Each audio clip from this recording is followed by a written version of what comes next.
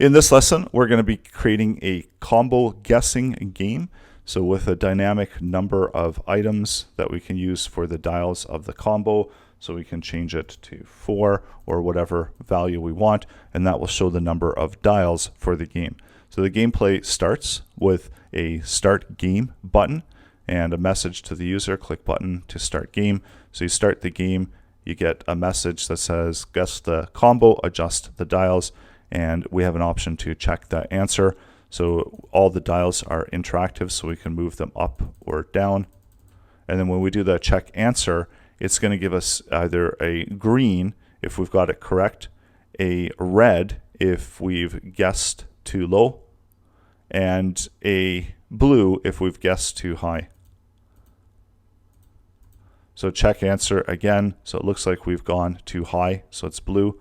So go back down, and it took us 3 guesses to get the right combination. So this is the game that we're creating in this lesson.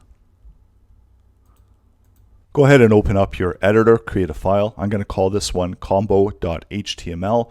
I've got my basic HTML structure, and I'm also going to link out to combo.js, and then we'll create the JavaScript file.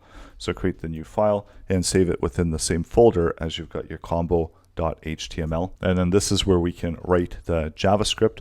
So far for within the HTML, I just have the one output area, and we're going to do the rest of the game using JavaScript. So let's go ahead and we'll make a selection of the output area. So using the document and query selector to select the element so that we can use it within our code. And within the JavaScript, we're going to have a game area. So this is going to be where we're going to list out all of the options for the combinations, and these are going to be dynamically created, as well as a button and then also a message area for the user. So let's construct all of those areas. So the main message area, and this is going to use document and create element, and the element that we're going to be creating is a div. So this is where we can have messaging going to the user. We also need a main game area, so game area, and then using the document, also create an element, and the element that we're going to create is going to be another div. And then we also need a button, and this button is going to be where we've got the interaction from the user. So this is just a button element. So let's stack these within the output area. So taking output and append whichever one we want to add in first. In this case, we want to add in the message object first. Next output, and we'll append the game area to that. And then lastly, output and append the button object into it. So that will add all of those items to the page. Let's apply some content to the button. So we'll just add in the text area, and so this will just right now say start game. So when the button gets clicked, then we want to kick off the start of the game, build the game board, and have all of the information for the user. Also for the message area, I'm going to create a function. We'll call it output message, and then this can be whatever the value is that we want to output. So this is just going to add content into the message, and this can go into the inner HTML. And actually, instead of val, let's use HTML, as we're accepting HTML content into it. So just give the variable the name for HTML. So it will just output whatever the HTML content is. So in this case, we can update and have the content of that area with the message. And this will just say click button to start game. So those are the instructions for the user. So the user comes in, they have click button to start game. They have the button. Next action is that they take the button, and let's add an event listener so that we can make the button clickable. So whenever the button gets clicked, what do we want to happen? So if the button text content is equal to start game, then we want to kick off the start of the game. And we're going to be using the same button afterwards as well to make guesses. So we're going to use the button for a couple different options here, and with the same event listener on that button. So once we click off and have the start of the game, let's create a game object that we can store information such as the score, and take the game object, take score, and we'll just equal that to 0 whenever we start the game. And then we got to kick off the next set of functions for the game itself as well. So before we do that, we also might want to have an area where we output the score or the information, and that can go into the message area. So we'll set the next set of instructions, adjust the dials. And we want to create the game board as well. So let's create a function, make board. So once we start the game, we run the function, which is going to generate the board, the game board. And we'll have a value for num. So this will indicate how many indicators, how many fields we need that the user's guessing. And we're going to generate the board here. So using a for loop for let x equals 0, and then we're going to loop through while x is less than the game number. So this allows us to dynamically adjust within the game object the number of items that we have for the board itself. And then we want to create the elements that we're going to add to the game area. So that ultimately we're adding the element that we're creating to the game area. So we're appending, this is going to be the input field, and I'll just call it element. So we want to create that element and apply some properties to that element. So element, and because it's an object, we can use const. So let element and create element, and the element that we want to create is going to be an input field. So we want to create separate input fields for each one of the guessable areas, and then also set an attribute for that. So I'm setting the type, and the type is going to be number, so that the users can guess the various numbers. So right now we're getting these fields being set. Also, we want to set a minimum and a maximum value for the element. So let's set the max value is going to be 9, and element minimum value is going to be 0. So start the game. So now once we've set those, we can't adjust the dials larger than the minimums and or the maximum and less than the minimum. So we'll also use class list, and we'll add a class. And I'll just create a class for dial.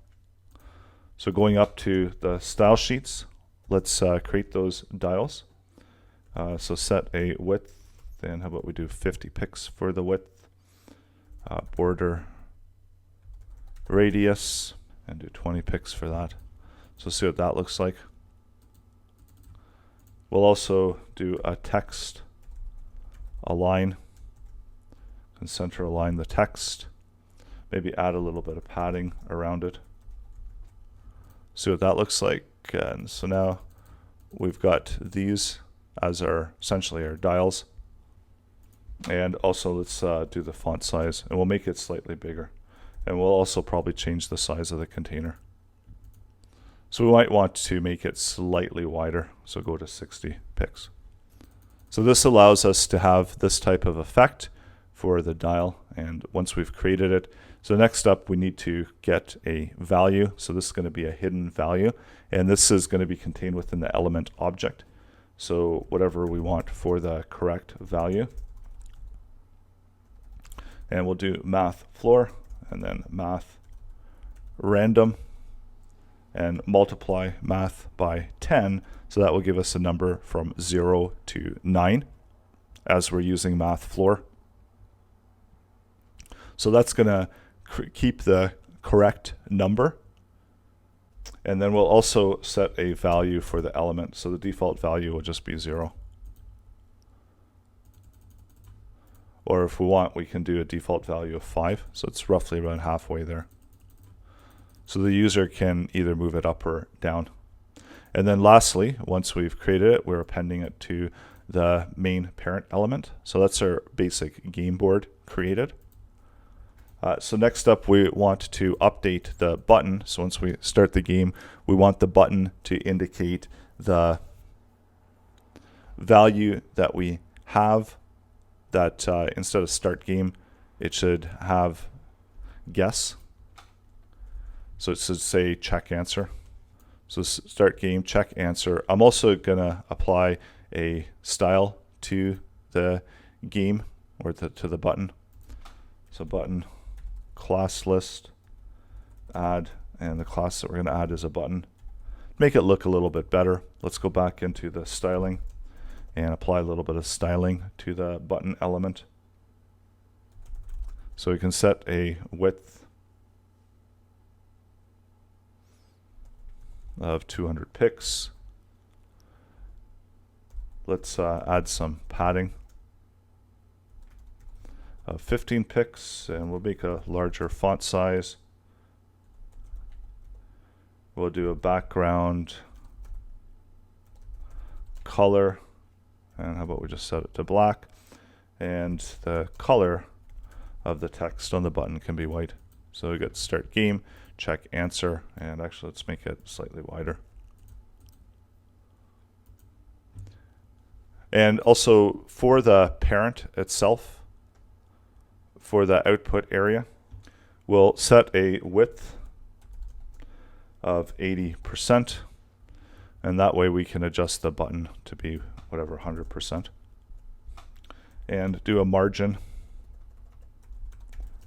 of auto, so that's going to center the content. And also do text align center for the entire output area, so it automatically center the content. And add a little bit of padding around it, and a background color, and let's try this kind of beige color. And for the button, let's do a margin and 0 for right and left.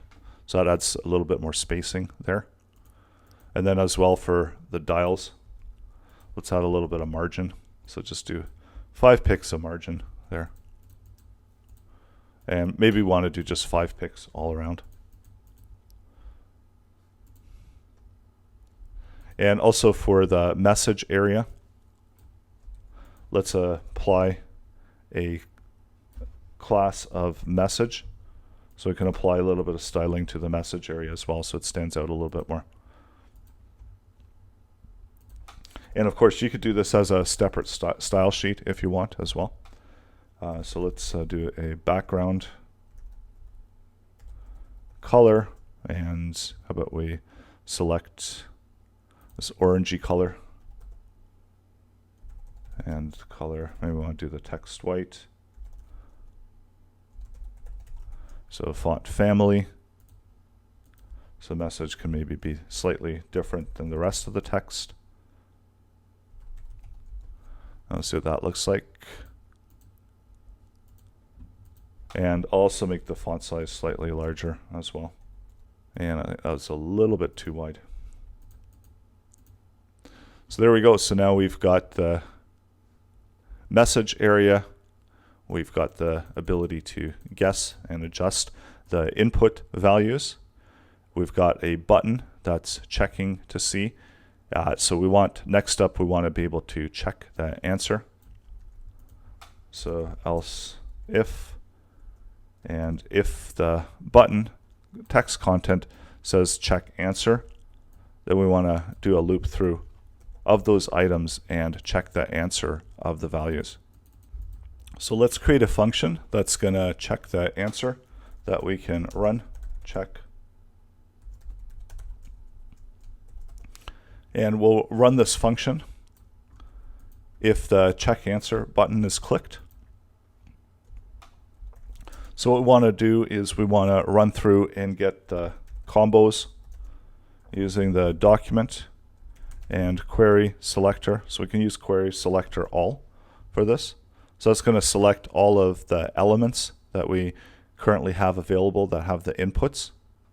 And as we've added in a class of dial to them, we can select them using that class value. So it's going to give us a node list of all of those inputs. So for these, we can do a for each and loop through each one of the elements. And we can console log out as we loop through the element, and we can get the element correct value. So let's start. We do check answer. So the first one is 0, second one is 8, the third one is 1, and the fourth one is 7. So now it's a matter of checking to see if the value of correct is going to be equal to whatever the input value currently is at. So let's do a check of it. So L correct, and if L correct is equal to, and that's L value, then we're going to select the element, style, and do a background color and equal that to green. So do a check of the answer. So let's move that one down to 4. And because this is going to be checking a number versus a string, we can't do the absolute.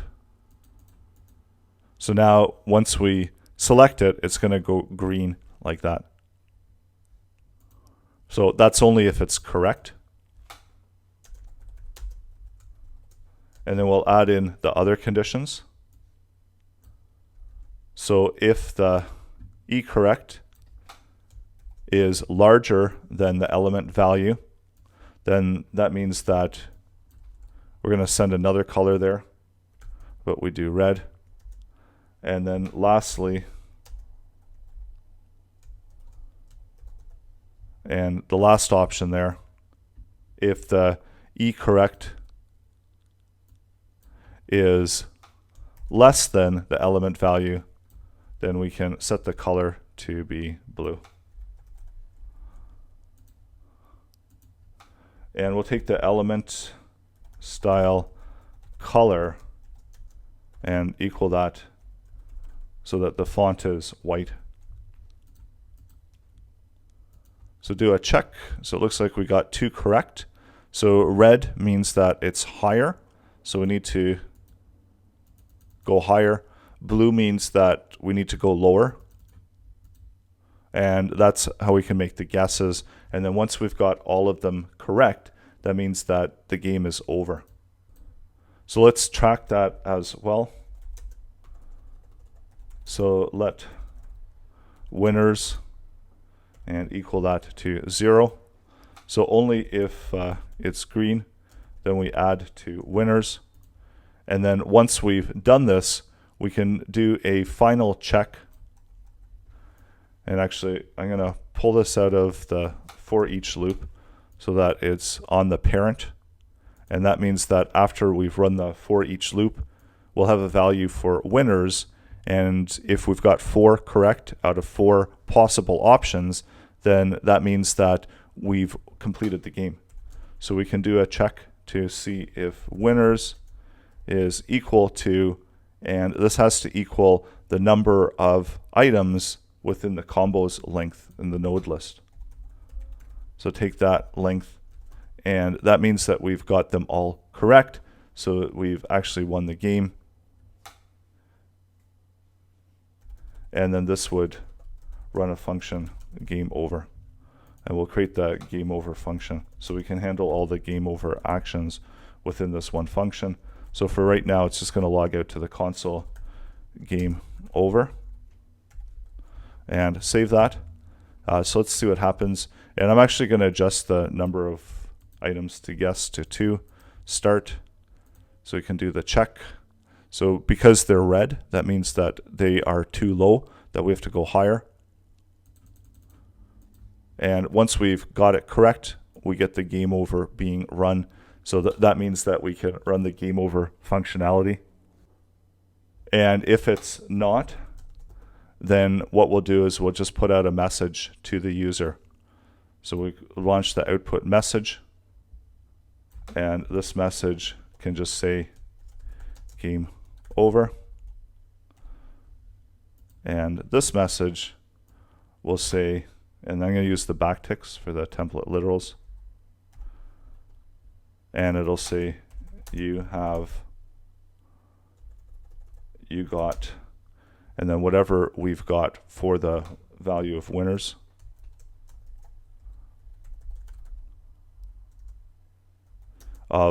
And then what we've got for the combo length. So now this is all fully dynamic. So, oops, it looks like we threw an error there. Combo is not defined. And that actually should be combo's length. So that's where we throw in that error there. So try that one more time. You got 0 out of 2. Let's make some adjustments. Game over, so that gets written there. And we can also track the guesses as well within the score. So actually, let's update this to guesses. So every time the user makes a guess, then we want to increment guesses. And then within the brackets here, we can output whatever we've got for game guesses. I'm going to update the word wrap so we can see that full statement on one line. Game over, it took, and actually let's output the message over here. So it took, and the number of guesses that it's going to take. I'm going to update these to be the backticks. So it took game guesses. So game over, it took 2. And let's complete that by writing it took 2 guesses. So they're both 8s. So let's try it again. Game over, it took 1 guesses. So also whenever we run the game over, we want the user to be able to run the board again.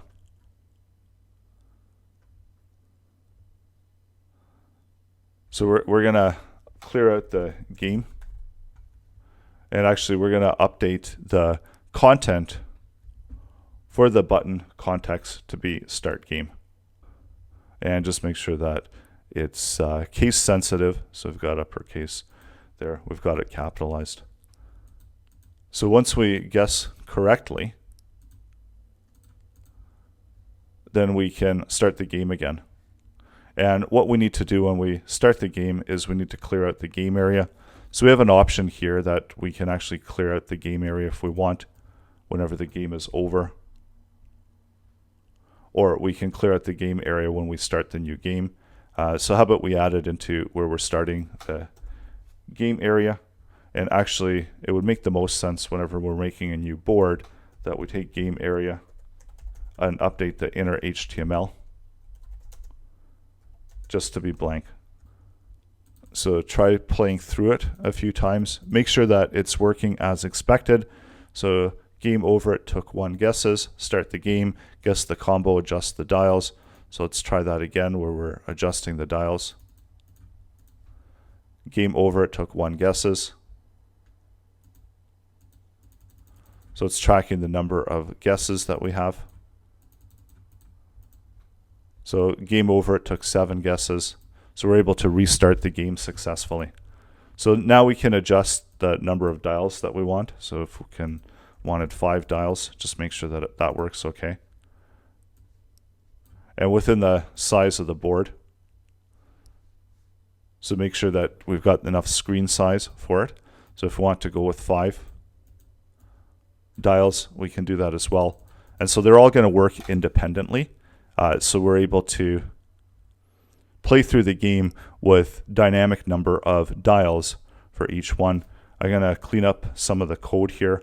Also remove out that console where we're outputting the actual values the correct values. So clear that up. And now you can create your own version of the game. Of course, customize the styling as needed and change the gameplay and make adjustments to it as needed.